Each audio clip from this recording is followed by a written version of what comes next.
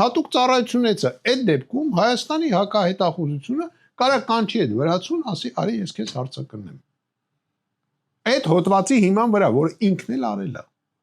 Սա շատ նմանա դրան։ Ստե փաստեր չկա։ Ոչ մի փաստ, լոլոյա։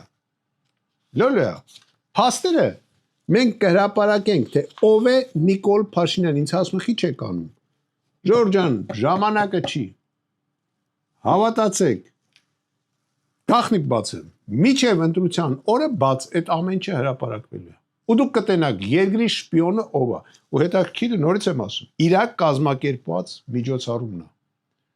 Մի ժամ հետո երկրի ղեկավարը, պատկերացնում եք, Հայաստանի Հանրապետության ղեկավարը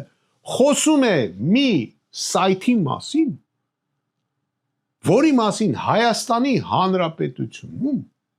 տեղյակ մարդ